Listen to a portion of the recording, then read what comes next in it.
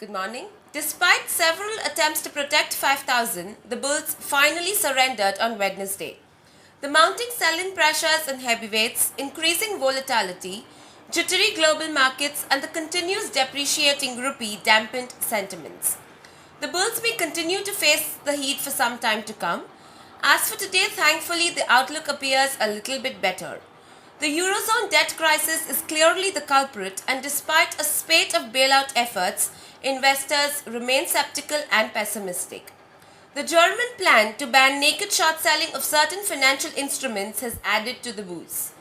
US stocks recovered from session lows to end moderately down. Asian markets are flat to positive. The dollar index has come off a bit while the euro has regained some lost ground. Still, one should continue to be on guard as things remain uncertain and volatile amid considerable external risks. Telecom stocks will be in focus as 3G auction has finally ended. ONGC and Oil India will gain as the government has hiked the price of natural gas. SJVNL will list on the bourses today. Meanwhile, the UPA too will complete a year in office. The market gave a rousing reception a year ago when the Congress-led coalition emerged triumphant. Right now, the centre is facing a few major headwinds both on the political and economic front, especially on stubborn inflation. It has had a few achievements with the 3G auction topping the list. The immediate concern for all will be the upcoming monsoon, and the cyclone Laila may have added only to those wounds. Hopefully, the rain gods will be kind this year after last year's disastrous monsoon.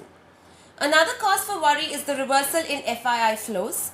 The foreign funds may open their money taps once again if the monsoon turns out to be fairly good. The results to be declared today are Grasim, HSIL, Jet Airways, Karur Vysya Bank, Shree Cement and Wockhardt. The other news for the day is the government is set to pocket Rs 677 billion from the 3G spectrum auction ended yesterday. Bank credit rises by 130 billion rupees during the fortnight ended 7th May 2010. Indian companies raised $2.8 billion through ECB FCCB in April. Government has approved 24 FDI proposals worth 14 billion rupees. India's export rise 36% year-on-year in April due to low base effect. Rupee posts biggest one-day fall in 15 months, bond yields at their lowest level since December 2009. Paper companies to increase prices by 5 to 7% in June. Government may lift the 3-year-old ban on wheat exports. Moving on to the recommendations, the derivative strategies are long Tata Motors May future at levels of Rs 714 to 716 for a target price of Rs 730 and a stop loss is to be placed at Rs 708. And long ICICI Bank May future at levels of Rs 834 to Rs 836 for a target price of Rs 860 and a stop loss is to be placed at Rs 820.95.